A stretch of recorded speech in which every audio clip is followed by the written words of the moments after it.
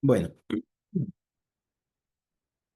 para continuar con el módulo de hepatoblastoma, hoy vamos a hacer un recuento acerca de cuáles son las terapias que hoy en día se están manejando como una probabilidad pues en todo, en el contexto del manejo integral del paciente, tanto en diagnóstico, en imágenes, en cirugía, en tratamientos, y qué oportunidades podemos brindarle a nuestros pacientes que tienen un hepatoblastoma y sobre todo a estos pacientes que son de alto riesgo, en los que pues la enfermedad ha sido muy difícil de controlar. Y también vamos a mencionar algunos mecanismos que se proyectan a hacer un manejo en el futuro y cómo vamos a abordar probablemente esta enfermedad ya en los siguientes años. Entonces, van a notar que mucha de mi información es de Japón, porque pues hay muchos estudios que se han realizado en esta población. De hecho, la bibliografía que vamos a citar en este momento es en general un 70-80% en fases de estudio uno y 2, ¿no? Entonces, hoy vamos a ver qué son todas estas cosas que nos trae esta bonita cultura para el manejo del hepatoblastoma. Así que vamos a empezar. Pequeña introducción, en el hepatoblastoma es el tumor hepático maligno más común, corresponde aproximadamente al 70% de todas las tumoraciones hepáticas en pediatría. Se sabe pues que su etiología es multifactorial, pero no se le puede atribuir claramente a una mutación genética puntual el desarrollo de esta enfermedad y también recordar que tiene factores de riesgo que están claramente identificados, no tiene una correlación exacta, pero sí maneja estos ratios pues para que el hepatoblastoma se presente. Entonces tenemos, por ejemplo, ahí el Beck-Whitman, la poliposis familiar, el bajo peso al nacimiento y la prematuridad. Y esto de aquí va a ser importante en el futuro de la exposición porque vamos a encontrar en estas patologías mecanismos moleculares que van a traducirse posteriormente al desarrollo de esta enfermedad. Pues recordemos que tiene estos puntuales de supervivencia global, pues ya englobando a los grupos tanto de bajo como de alto riesgo y en poblaciones de primer mundo del 80%, localizado el 75%, metastásico, pues ahí igual la literatura lo menciona diferente dependiendo de dónde se lea, hasta el 25%, y en recaídas mucho más difícil de encontrar un valor exacto, pero en general pues se dice que es del 50%. Pero bueno, el target de nuestros pacientes es, o al menos de esta exposición, es qué hacer en estos pacientes que se presentan de una forma más compleja hacia nosotros, en este caso a los metastásicos y aquellos que se consideran irresecables, que son pues los pacientes de alto riesgo, y también qué hacemos con estos pacientes que tienen recaídas, ya que ya de por sí el hepatoblastoma es una población pequeña y dentro de estos, los pacientes con recaídas es una población mucho más pequeña. Tenemos opciones como terapia dirigida, inmunoterapia, nuevas técnicas quirúrgicas y esto de aquí pues está orientado precisamente a mejorar su pronóstico. Bueno, en clases anteriores habíamos visto que el hepatoblastoma como tal tiene un trasfondo genético importante que involucra muchas cosas. Por ejemplo, en este gráfico podemos ver que aparte de las alteraciones genéticas vamos a tener otro tipo de alteraciones como en el RNA codificante y también en secciones de RNA no codificante, que aunque no van a traducirse en una... Este, producción proteica que finalmente tenga un claro involucro en el desarrollo del hepatoblastoma, sí tiene que ver tanto estos como la epigenética en cómo se da el microambiente en el tumor y cómo este microambiente favorece a que el tumor se vaya desarrollando. Entonces, puse este gráfico porque se nos va a quedar en la cabeza que el hepatoblastoma es el resultado final de varios mecanismos que contribuyen quizás todos de manera, o sea, parcial cada uno para que se dé este resultado final. Entonces, a veces el enfoque aquí no va a ser como directamente, como no hay una mutación puntual, directamente ir a atacarla, pero sí vamos a poder modificar algunas cosas que van a disminuir el riesgo que tienen estos demás alteraciones de producir este resultado final que es el hepatoblastoma. Bueno, yo sé que ya lo hemos visto en otras patologías, sobre todo del sistema nervioso central, pero para recordar, y porque lo vamos a hablar mucho, esta es la famosa vía de la WNT beta-catenina, que pues aquí tenemos el apartado cuando está activada versus cuando está inactivada. Y digamos que las partes principales que tenemos que recordar aquí son precisamente que la presencia del WNT activa toda la vía de señalización y aquí tenemos este complejo que como se darán cuenta pues está formado de varios componentes proteicos y que cada uno de de estas partes del complejo podría potencialmente ser un target al cual podemos dirigirnos para bloquear este desarrollo. Pero nuevamente, teniendo en cuenta el gráfico anterior, no es suficiente, podríamos decir, bloquear solamente la vía del WNT beta-catenina para poder acabar con esta progresión, sino que hay cosas que nos van a ayudar para que todo esto se complemente. Entonces, el hepatoblastoma se va a caracterizar precisamente por eso, por mutaciones y alteraciones en las vías de señalización que conducen a la tumorigénesis. Y lo ponemos así en plural porque aunque la WNT beta-catenina es la vía que más se ha estudiado en este tumor, hay otras vías que van a estar involucradas, como la del hipo, como la del Notch. Entonces, vamos a ir viendo igual cuáles son estos potenciales lugares donde se puede tratar.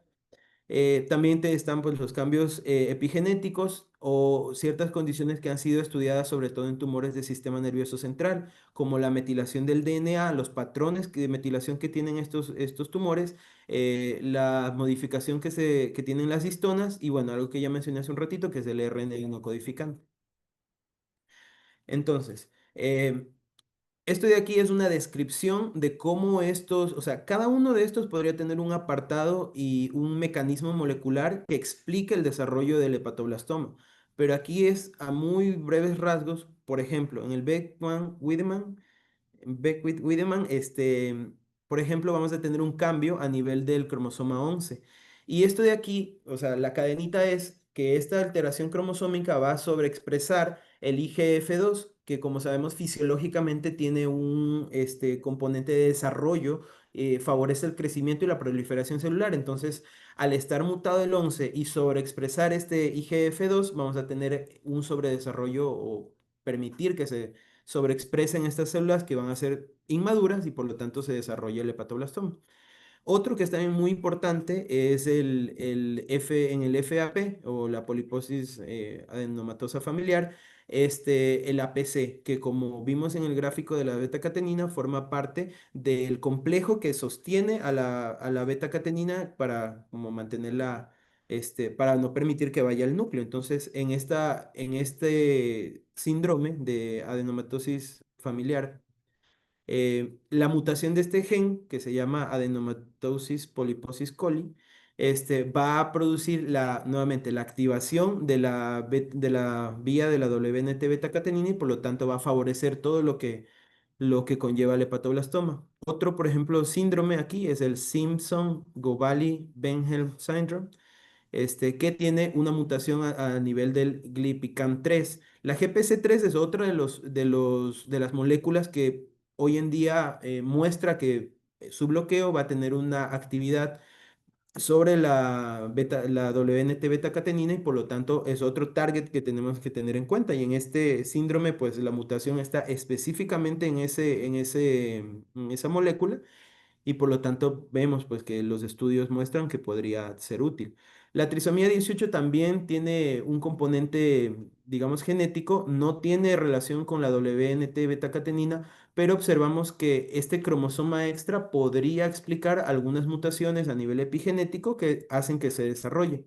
También el síndrome de Alagil, en la cual vemos mutaciones que también vamos a ver, y ahí pues la puntual relacionada a esta sería el Notch2 que va a predisponer al paciente a cirrosis y esa cirrosis a su vez a que desarrolle un hepatoblastoma. Y ya de forma general, cualquier alteración del CTNNB1 va a activar o sobreexpresar la activación de la WNT beta-catenina y por lo tanto va a tener todos estos riesgos del hepatoblastoma. Estas son mutaciones menos frecuentes, pero que también están demostrando que tienen una interacción con la aparición del hepatoblastoma, que son el AXIN2, el PARP1, Vemos también, por ejemplo, el BRCA2, bueno, la GPS3 ya la habíamos mencionado, pero estos en cambio tienen como relación en mecanismos de reparación del DNA. Al estar pues alterados, se da este desarrollo. Y en unos tumores, sobre todo avanzados, se ha identificado que la mutación del TERT, que es un gen promotor, puede también relacionarse a esto. Ahora, cambiando ya de mecanismo molecular, si se dan cuenta, ahorita no estamos hablando de ningún fármaco, ningún tratamiento potencial, pero identificamos que hay mutaciones que podrían potencialmente ser targets para el futuro.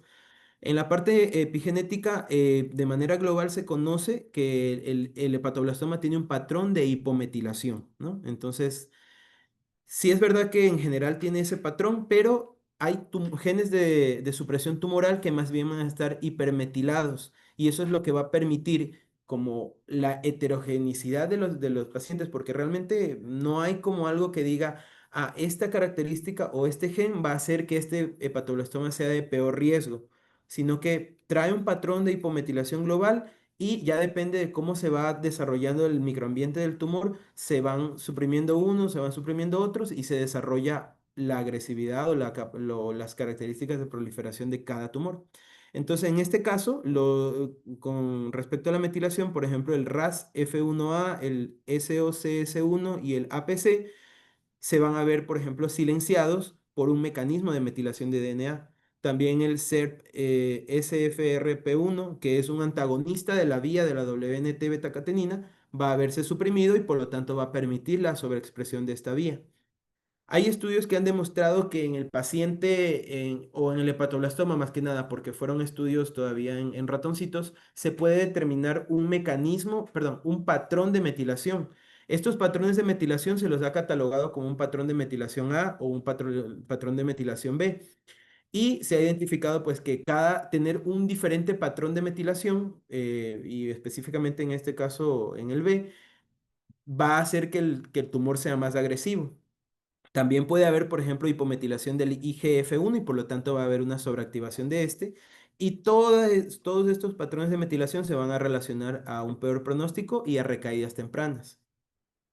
Este de aquí es un estudio en el que podemos observar que hoy en día se estudian cada una de estas moléculas y su probable relación con la metilación del DNA. Y como podemos, bueno, ya en el momento que lo podemos ver a más detalle, vamos a ver que, por ejemplo, en el AFP hay un patrón de hipometilación. La vía que está involucrada es la vía hipo.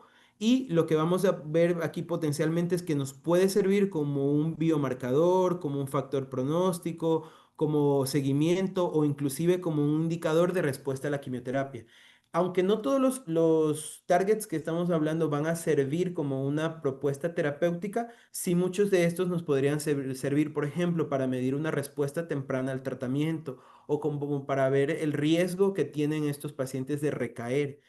Aquí en la parte de abajo, bueno, este estudio italiano, vemos cómo la metilación involucra varios mecanismos que a su vez están alterando, por ejemplo, la vía del JAK-STAT o la de las beta-cateninas, y finalmente todos van a llevar a un, digamos, resultado común, que es la proliferación celular. Entonces, aunque no podemos directamente atacarlos a todos porque no hay forma aún de llegar ahí, vemos pues tienen un potencial terapéutico importante y que tienen pues que seguir estudiándose.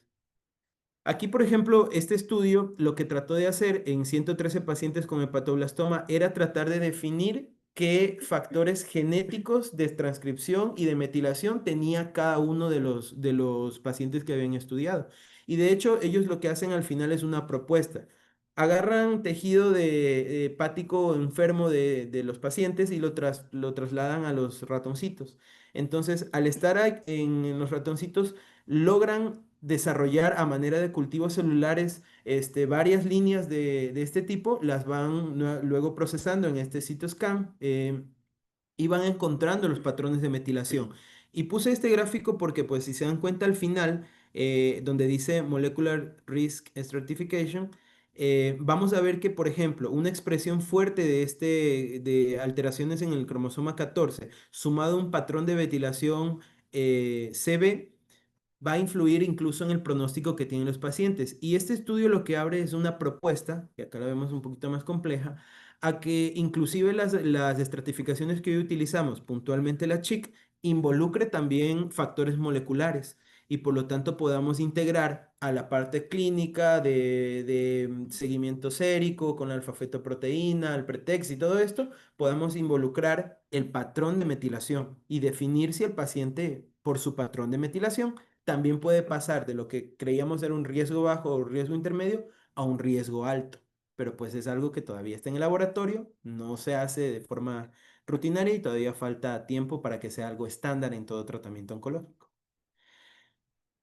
Otros targets que también podrían ser útiles son, por ejemplo, la G9A y el UHRF1. Estos ya han mostrado resultados buenos en estudios preclínicos y aquí pues nada más pongo cómo la activación del G9A podría involucrar, por ejemplo, bueno, que es una histona metiltransferasa, podría involucrarse también en el desarrollo de perfiles más agresivos de un hepatoblastoma. Y entonces, pues es algo que todavía se está estudiando.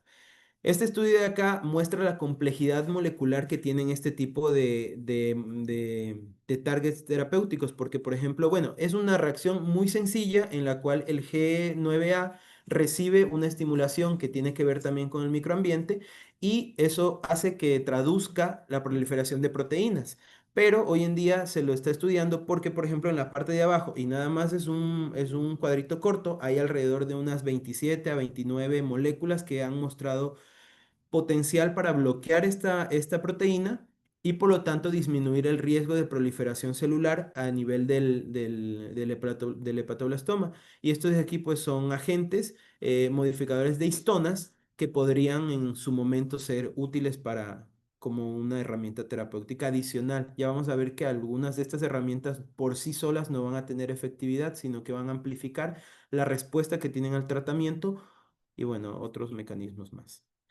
Este estudio también demostró pues que si yo apunto hacia este G9A y al DNMT1 metiltransferasa, podría a su vez ver bloqueada la IGF-2 y por lo tanto mejorar el tratamiento en el hepatoblastoma. En cuanto a modificación de histonas, como les dije, hay más estudios a nivel de tumores del sistema nervioso central, pero también se ha visto que la disregulación de histonas puede silenciar algunos genes de supresión tumoral y consecutivamente, pues esto activar oncogenes. Aunque sí se habla de que la modificación de histonas también podría involucrarse terapéuticamente en este tumor, pues todavía no hay algún estudio claro que haya definido esta conducta. En cuanto al RNA no codificante, hay un montón de información. La familia, por ejemplo, de los Link, que son algunos, ha mostrado un buen perfil terapéutico en estos, pero todos son igual en cultivos celulares. Todavía no se ha llegado a un consenso de hasta dónde se va a incluir esto en los protocolos actuales. Pero, por ejemplo, bueno, recordar nada más que estas secciones de ARN no codificante no tienen digamos, un objetivo específico en la traducción de proteínas, pero modificarlos a veces hace que el gen codificante o la porción de RNA codificante modifique a su vez lo que va a traducir, lo que va a transcribir. Y por lo tanto, si yo no puedo llegar directamente al RNA que produce la proteína, sí puedo cambiarle el microambiente, sí puedo cambiar el RNA no codificante y por lo tanto hacer que las órdenes que va a mandar este RNA que sí codifica sean diferentes. Entonces, por ejemplo, aquí hay un listado de varias secciones de RNA no codificante y cuáles podrían ser sus potenciales efectos a nivel de las vías de señalización, como el MAP, como el Notch y bueno, algunos targets también que ya los vamos a ver adelante. Este de aquí, por ejemplo, es un estudio con DNA no codificante que demostró que el bloqueo a nivel o la modificación a nivel de este RNA no codificante denominado MIR139-3P y su interacción a su vez con la WNT5A va a producir una menor progresión hacia metástasis. Entonces aquí en este grafiquito pues estuvo muy bonito porque se ve qué pasa cuando se involucra esta molécula versus no se involucra Y esta comparativa es de contagio celular. Vemos que añadiendo esta molécula de aquí, hay una menor cantidad de migración de las células y también de perfil de invasión, nada más por recuento celular. O sea, igual son cultivos celulares y ya vemos que hay un buen perfil en esto, en el uso de estos. Entonces, bueno, se están estudiando algunos otros, por ejemplo, el MIR-145, el MIR-142, el MIR-139, y pues todavía están en desarrollo. Vías de señalización, pues podría ser un capítulo entero porque hay una interacción importante entre todas estas vías de señalización, pero para que pues nada más nos quede como una idea de hacia dónde va orientado el tratamiento de estos tumores, la que claramente está arriba a la cabeza de todas las vías de señalización involucradas es la de WNT beta-catenina, que la vimos al inicio. Vemos también vías como la HIPPO pathway, la Notch pathway, vemos una TGF beta pathway y bueno, algunas más.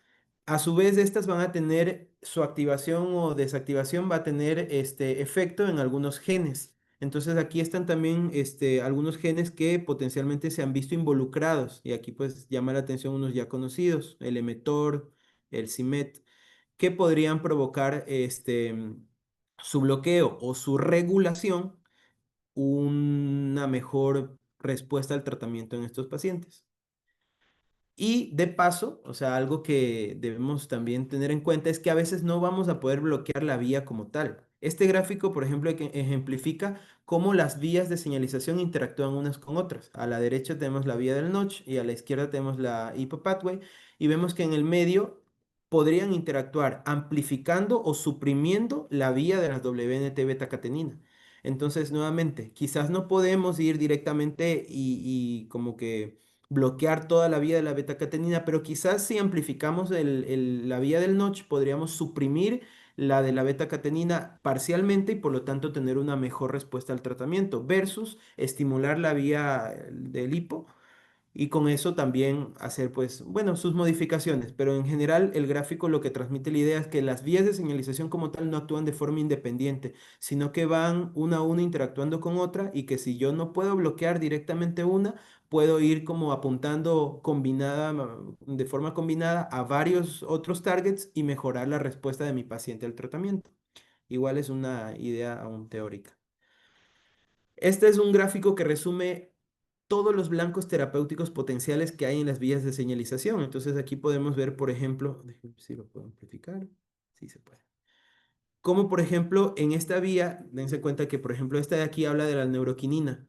Y inclusive la prepitan podría tener un efecto a nivel del bloqueo de esta de la neuroquinina 1 y a su vez esta interactuar hacia otras vías para evitar la activación de la beta-catenina. Aquí, por ejemplo, tenemos otra vía, bueno, esta de aquí no la hemos visto aún, IGF-1R, pero también tiene targets terapéuticos. Este gráfico de aquí realmente incluye tratamientos potenciales también para el hepatocarcinoma, pero pues vemos que ya hay algunas vías que están estudiadas en otros tumores, como por ejemplo en tumores del sistema nervioso central, donde vemos la vía del RAS, del RAF, del MEC, y tratamientos que hoy en día ya están mostrando utilidad a nivel de estos tumores que también podían traspolarse al hepatoblastoma.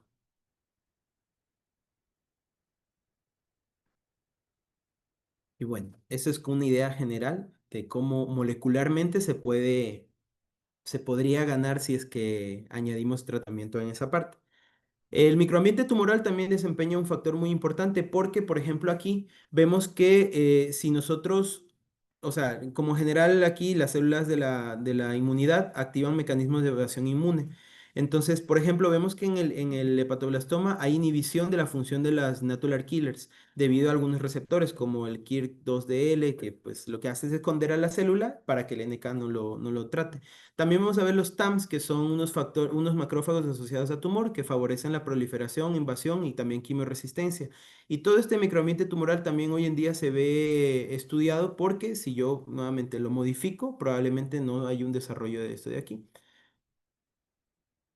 Y bueno, eso era solo molecular. Ahora, en cuanto al diagnóstico, hoy en día se están estudiando algunas estrategias para saber o para identificar de forma más rápida el hepatoblastoma. Entonces, el objetivo inicial de esta parte de aquí es el diagnóstico temprano, pero también complementar algunas cosas que ya se hacen, como estadificarlo, pero basado en sus características moleculares. Y inclusive también podríamos utilizar esto como seguimiento del paciente. Entonces, bueno, para conocimiento de todos, la alfa-fetoproteína, que es digamos, el marcador sérico que más utilizamos, tiene tres fracciones. Fracciones que pues las vemos cuando lo enfrentamos hacia un reactivo, pero que la divide en tres, L1, L2, L3. Y aunque ya han habido estudios para ver cuál de estas se relaciona a mayor actividad del hepatoblastoma, vamos a hablar solamente de la fracción L3 de la alfa-fetoproteína, la cual se ha estudiado mucho en hepatocarcinoma del adulto, pero demostró utilidad en estudios de acá. Entonces, aquí lo que vamos a ver es un estudio con 14 pacientes en los cuales vemos que hay una, bueno, ¿qué se hizo en estos pacientes? Eran pacientes con hepatoblastoma que se resecaron totalmente. Entonces, a estos pacientes con hepatoblastoma se les quita su tumor y se los ve de forma temprana su seguimiento con alfa-fetoproteína y también con la fracción L3 de la alfa-fetoproteína. Entonces, acá arriba vamos a ver cómo, bueno, luego lo separan en pacientes que tienen recaída o recurrencia de la enfermedad versus los que no, y vemos que en la mayoría de los pacientes tras la resección tumoral, la alfa-fetoproteína se normaliza. Pero si es que damos como seguimiento solo a la fracción L3, todos los pacientes que recurren, a pesar de que tienen una alfa-fetoproteína normal o ya en límites aceptables, la fracción L3 va a seguir elevada. Entonces, este estudio de aquí lo que trata de demostrar es que con la fracción L3 de la alfa-fetoproteína yo puedo predecir que un paciente que tiene alfa-fetoproteína normal puede reactivar o recaer su tumor por la presencia pues aún de células que no alcanzamos a ver. Este, pero bueno, nuevamente es un estudio igual en 14 pacientes y es una propuesta para como seguimiento temprano. Otra propuesta que se tiene con base a DNA es la de medir el DNA circulante a la mutación CTNNB1. Bueno, 90% de los pacientes van a tener una mutación de este gen y a su vez una sobreexpresión de la vía de la WNT beta-catenina. Pero ¿qué pasó con estos pacientes? O sea, es un seguimiento indirecto porque se mide de forma sérica. Vemos que, por ejemplo, aquí tenemos una sección para diagnóstico, para quimioterapia neoadyuvante, para recaídas y para posquirúrgico. Pero nos damos cuenta que este marcador, que es en sangre, ya para el diagnóstico se veía pues positivo en la mayoría de los pacientes. En neoayudancia ya lo vemos también positivo en algunos pacientes. Y en recaída vemos que también podría ser útil porque un paciente lo tuvo. Ya en el posquirúrgico pues ya no va a ser lo mismo porque ya tenemos, digamos, la biopsia. Pero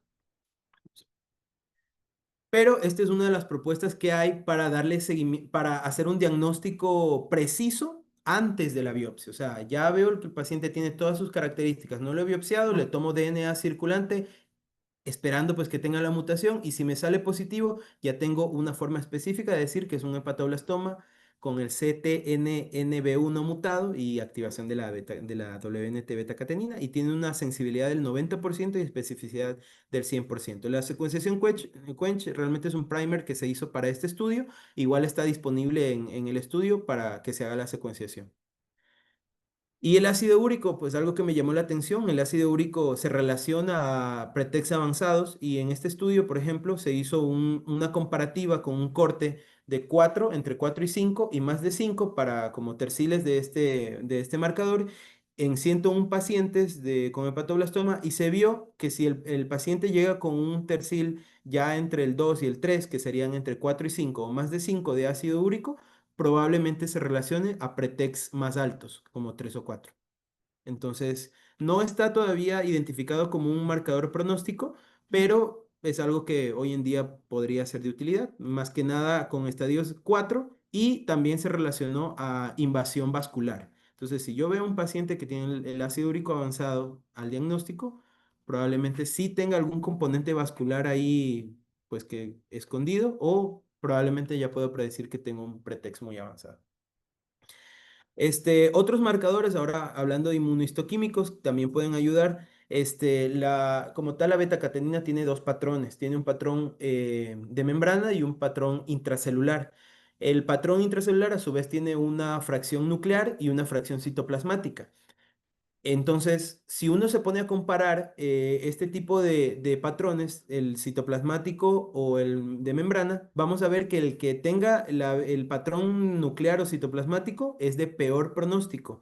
Y aunque no se hace de rutina, si nosotros pudiéramos ver qué patrón de WNT beta-catenina tiene nuestro paciente e identificarlo si es de membrana o es citoplasmático, podríamos incluso predecir su supervivencia global, porque pues el citoplasmático y el nuclear van a tener peor pronóstico y de estos el citoplasmático tiene aún peor pronóstico. La sintetasa de glutamina es bueno, también es un complemento de esto de la betacatenina. Se estudió en 18 pacientes con hepatoblastoma no tratado y 22 post neoadjudancia. Y vamos a ver que también es útil para el seguimiento de estos casos porque puede identificar aquellos, o sea, de manera inmunistoquímica, ¿no? Pero puede identificar aquellas células que dentro de los márgenes que uno considera negativos, porque no expresan la beta-catenina, se pinta la sintetasa de glutamina. Es decir, que yo podría, bueno, es el análisis que yo hice. Yo tengo una muestra y me dice que toda la muestra ya tiene márgenes negativos porque sale la beta-catenina pues libre, ¿no? O sea, ni por histología ni por este marcador, yo digo, bueno, ya está todo libre, pero resulta que tiene sintetasa de glutamina. Eso quiere decir que en estas células que no expresaron beta-catenina y que expresan sintetasa de glutamina, podría todavía estar presente algunas alteraciones que predisponen al tumor. Y en base a esto, yo puedo como que estrechar mi vigilancia ante una posible recaída.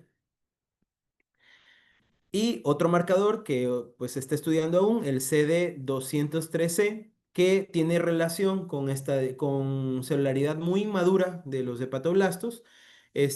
Pues también, si es que yo lo encuentro, podría hablar en primero de que son estadios muy inmaduros de estas células y que se relaciona también un fenotipo mucho más agresivo y menos diferenciado.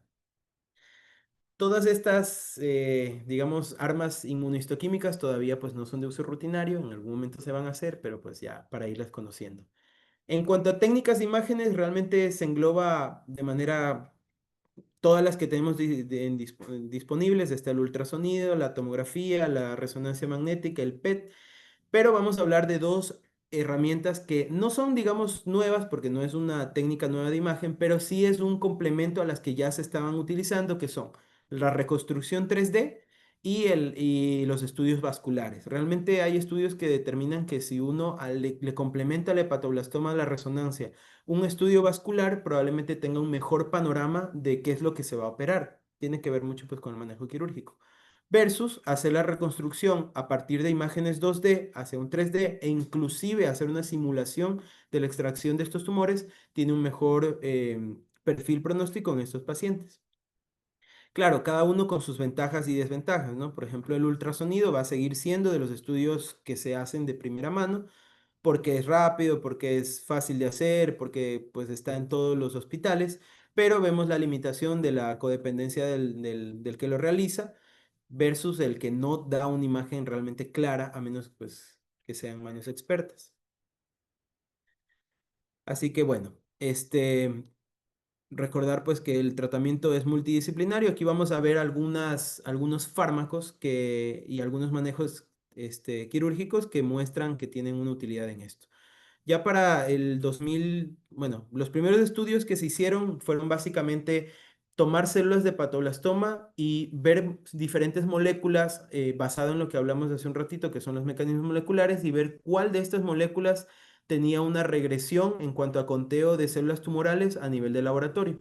Entonces, por ejemplo, aquí en este estudio que se hizo, se tomó una plataforma de senoinjertos y se lo incrustó a pues, muestras biológicas que tenían en el laboratorio y de todas estas muestras se probaron varios medicamentos y se vio que el parabinostat, que es un inhibidor de la histona de acetilasa, mediante un mecanismo en el cual bloquea la oncoproteína MYC, tenía una mejor respuesta al tratamiento cuando se lo incluía en esquemas conocidos como el PLADO, en células de igual in vitro, en hepatoblastoma metastásico. Este fue el que dio como la apertura a que se haga estudios ya, digamos, preclínicos, pero ya un poquito con más muestras, en pacientes que puntualmente tenían hepatoblastoma metastásico, refractario o en recaída. Y bueno, basado en la inhibición de esta molécula que vimos acá, que es la histona de acetilasa, vieron que a las 6 semanas se producían ya cambios factibles en esta muestra. En este caso, pues al inicio lo hicieron con esquemas conocidos como el PLADO, pero como recordarán, son estudios que se hacen en otros países. En este caso utilizaron vincristina y irinotecan. Pero el resultado es como que lo llamativo porque a las 6 semanas vieron que había una reducción en la masa tumoral, una normalización de la alfa-fetoproteína y la disminución en estos parámetros de proliferación como el Ki-67.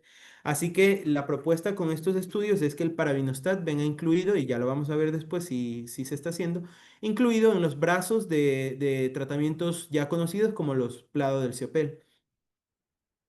Ahora, en cuanto a técnicas quirúrgicas, también la reconstrucción 3D es una herramienta que hoy en día se habla mucho para poder mejorar el perfil de seguridad de estos pacientes, lo que es equivalente a una cirugía máxima segura, ¿no? Entonces, por ejemplo, este estudio de aquí es un paciente con un hepatoblastoma congénito, en el cual se veía de entrada que tenía compromiso vascular. Entonces, hacen imágenes 2D, pasan a 3D, la reconstruyen, hacen una simulación por computadora y luego entran ya conociendo el panorama que iban a manejar con ese paciente a hacer la resección. Y pues el paciente tuvo un muy buen perfil, el paciente pues se describe ahí que está vivo, tuvo algunas complicaciones, pero en general tuvo un buen pronóstico y esto de aquí dio paso a que se hagan estudios ya un poco más amplios acerca de qué utilidad tendría esta programación 3D en las estrategias quirúrgicas que tienen estos pacientes y a partir de esto nace el concepto de Extreme Liver Resection, que es lo equivalente a una resección máxima segura, en la cual vemos que hay invasión, por ejemplo, vascular o enfermedad multifocal, o bueno, ya la metástasis la vamos a hablar después, pero básicamente eso, o sea, es una estrategia que va orientada a reconstruir la parte vascular del tumor, programar lo que se va a hacer, programar si se va a necesitar algo adicional y brindarle a mi paciente una cirugía mucho más segura. Pero también, bueno, es algo, digamos, no es orientado a esto, pero las conclusiones son también que este tipo de estrategias van a acortar el tiempo que tiene, por ejemplo, un paciente sin probabilidad de resección de entrar a un trasplante hepático, ¿no? El paciente le va a ser mucho más difícil llegar a un trasplante hepático por tiempos, quizás por el lugar donde vive y todo eso. Así que ya ante el escenario difícil, que es un tumor irresecable, pues brindarle esta Extreme Liver Resection podría ser una opción para que el paciente tenga pues una oportunidad de curación. En este caso tuvieron 16 pacientes con compromiso vascular posterior a la neoadyuvancia, o sea, la neoadyuvancia no les sirvió para eso. Y de los 16, 3 tuvieron recurrencia y uno falleció por metástasis, o sea, tampoco es que en todos va a ser óptimo, ¿no? Y como opción al trasplante hepático, bueno. Este estudio nuevamente es un estudio que avala lo de la reconstrucción 3D. Aquí lo que vamos a ver, pues que también ya incluyeron más de pacientes, un estudio japonés de 21 pacientes en 3 años. Y aquí nada más se enfocaba en que la simulación sea parte de los protocolos de cirugía. Y vieron pues que habían buenos resultados postquirúrgicos. De estos 21 pacientes, 19 pacientes, buena recuperación. Uno se retiró, como que después de eso necesitó más quimioterapia, no la soportaba, entonces se retiró y un paciente falleció. Y la conclusión de esto fue que la planeación prequirúrgica, incluyendo la simulación, presentaba ventajas sobre el abordaje tradicional en 2D que se hace en la mayoría pues, de los centros. Este de aquí ya lo hemos visto como en anteriores ocasiones y lo vimos incluso en pacientes que han presentado aquí, pero es el uso del verde de indoniacina.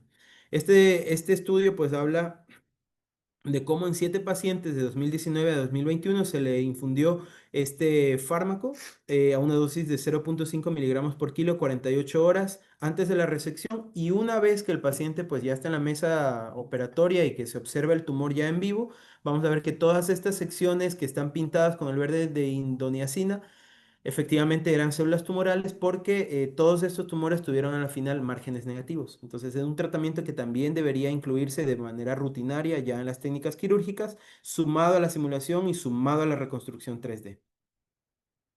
Y hay otros tratamientos también llamativos. Si el tumor aún es irresecable posterior a la neoadyuvancia, se puede optar por radiología intervencionista, siempre y cuando pues, se cuente con el equipo. En este caso, quimioembolización y radioembolización transarterial. Y algo que pues todavía queda como en duda es si podríamos utilizar, por ejemplo, ablación por radiofrecuencia. Entonces, conceptos básicos de eso, que sería, por ejemplo, la quimioembolización. Bueno, lo que pasa básicamente aquí es yo identifico el tumor, identifico cuál es su, su perfil vascular, o sea, por dónde se alimenta este tumor. Entonces, a manera igual de hemodinamia, entramos con este paciente hacia esos vasos que lo nutren y aplicamos quimioterapia de forma local. En este caso, cisplatina y doxorubicina, como para pues darle su efecto a estas células, pero lo que realmente se utiliza aquí es un alcohol que es el etiodol. Entonces, como en cualquier tejido vivo, el alcohol va a reducir esta masa tumoral, haciendo que este tumor sea más propenso tanto a los tratamientos que le demos de quimioterapia como a la resección quirúrgica. Estos tratamientos hoy en día se hablan o se los tiene en cuenta como probablemente un puente para llegar a un trasplante hepático, porque, bueno, lo voy a utilizar en pacientes de alto riesgo. Y después de las 6 semanas, en estos pacientes se hicieron un control y se vieron que efectivamente hay una reducción de la masa tumoral, ¿no? La radioembolización transarterial es básicamente lo mismo. Lo que se hace pues es utilizar radiofármacos, pero tiene como que el mismo efecto. Ahora, la ablación percutánea, que es otra de las estrategias que también podemos utilizar acá. Este, por ejemplo, es un reporte de 5 casos en pacientes con hepatoblastoma recurrente después de un trasplante hepático. O sea, es un paciente que básicamente ya no tiene muchas opciones en cuanto a su manejo de su tumor. También, o sea, se introduce en este caso sondas y lo que se hace es, bueno, el concepto de ablación, ¿no? Es como romper ese tumor. Se ha utilizado también algunas estrategias como por ejemplo mecanismos fotodinámicos o radiodinámicos, pero lo que se hace es llegar con sonditas, dependiendo de la técnica que vayamos a usar, y se podría decir explotar ese tumor por dentro. En hepatoblastomas está como todavía no del todo seguro porque romper el tumor es un concepto que agravaría el perfil de este paciente. Entonces, sí se ha hecho, pero pues no se brinda como total seguridad de que esto en el futuro vaya a ser una opción. En cuanto a inmunoterapia, por ejemplo, vamos a tener los inhibidores de checkpoints y también los inhibidores de la GPC3 a través de varios mecanismos como anticuerpos monoclonales, vacunas o T-CAR cells también ha mostrado beneficio. Tenemos, por ejemplo, los TAMs, que los mencionamos hace un ratito, que son los macrófagos asociados a tumor, que cambian el microambiente tumoral y mediante ese cambio podríamos pues tener menor proliferación. Y un concepto nuevo que se llama piroptosis, que es estimular el sistema inmune de mi paciente a través de radioterapia, terapia sonodinámica o fotodinámica y hacer que estas células entren en una muerte celular programada mediante mecanismos inmunes, ¿no? Este es un estudio bastante bonito en el cual utilizaron el pembrolizumab en un paciente que, bueno, aquí podríamos ver la curva, pero lo que sucede con este paciente es que el paciente pues tenía un tumor, digamos, agresivo, recibe plado, recibe, pues aquí está doxocarboplatino, se le hace una metastectomía de las metástasis pulmonares, pero esta curva lo que indica es cómo la alfa-fetoproteína, incluso después del tratamiento, baja, pero vuelve a subir, baja y vuelve a subir. Y si se dan cuenta, ya tiene 3 metastectomías este paciente, ¿no? Pero es hasta después de su tercera intervención que se opta por el uso del pembrolizumab y vemos que al menos durante 22 meses este paciente logró mantener una remisión. Y este de aquí, pues, es un inhibidor de los checkpoints. Entonces es una opción que también podría utilizarse ya en estos pacientes que recaen y recaen y recaen, ¿no? Los anti-GP3, el GP3, un heparansulfato proteoglicano unido a membrana, su función desconocida, pero se expresan estos tumores sobre todo de estirpe embrionaria. Entonces, se ha estudiado mucho, por ejemplo, en melanoma, en hepatocarcinoma, Y el objetivo de esto es activar por un mecanismo inmune la citotoxicidad mediada celular, por células T. ¿Cómo voy a hacer o cómo voy a hackear el sistema inmune? Pues como ya hemos visto en otras patologías, mediante T-CAR cells, vacunas o anticuerpos monoclonales.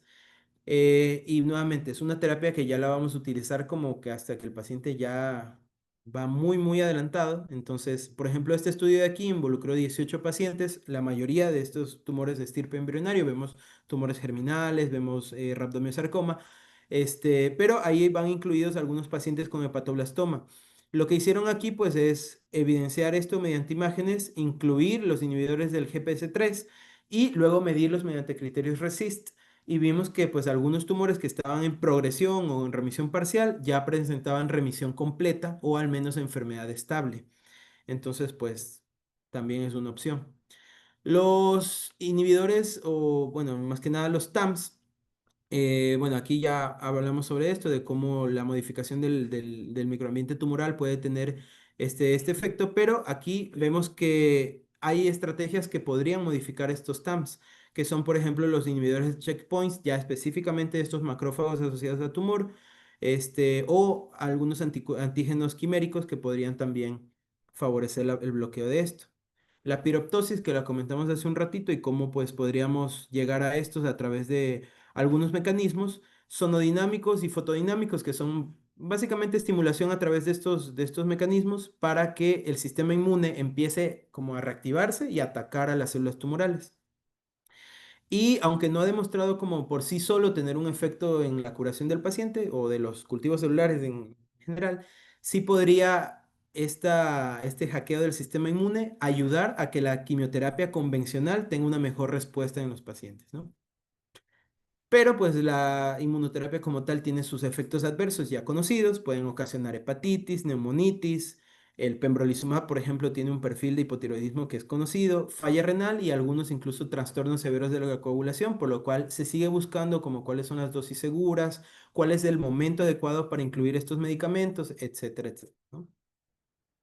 Y ya para finalizar, pues en cuanto a terapia dirigida, hay un montón de estudios que se están haciendo. En general, como les hablé, 90% son en fase uno, fase 2. Por ahí uno que otro ya está como reclutando pacientes para hacer pruebas ya en pacientes, pero son más que nada esto, estudios preclínicos.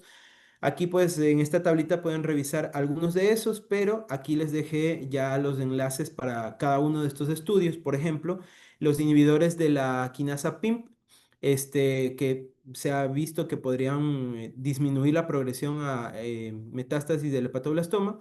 Está utilizando un fármaco, el cual pues es el AZD1208 y ha demostrado ya en cultivos celulares disminuir la progresión de estas metástasis. Otro es, por ejemplo, el parabinostat, que ya pues lo vimos, disminución a 6 semanas de todas estas perfiles de progresión tumoral. También el dapagliflozin, que es un inhibidor del SGLT2, que lo vimos al inicio como parte de los mecanismos moleculares, va a reducir la resistencia que pueden tener al cisplatino y por lo tanto podría ser un ayudante también en el tratamiento de los esquemas tradicionales de PLAD. Y, por ejemplo, uno que me llamó la atención, que igual está siendo estudiado, es el mebendazol, que va a potenciar la respuesta que tiene al cisplatino en el hepatoblastoma. Pero hay muchos más. Entonces aquí, esto es una tablita donde se ve todos los estudios que hoy en día, la mayoría que cuando los buscamos en clinical trials, están en proceso de reclutamiento. Algunos ya tienen el reclutamiento completado, pero están como pues rodando, ¿no? Están aún en fase de pruebas. Cada uno pues probando algunos medicamentos. Aquí vemos, por ejemplo, el sonigenib, el borinostat, el ensaritinib. Todos estos fármacos pues tienen un target en estos que habíamos visto. Aquí vemos pues, por ejemplo, bloquear la vía del mTOR o el FGFR o el EZH2. Bueno, todos estos de aquí como potenciales ayudantes a la quimioterapia tradicional. Y eso es todo. Gracias. Gracias. Muy bien. Sí, claro. Arigato. Sí, arigato.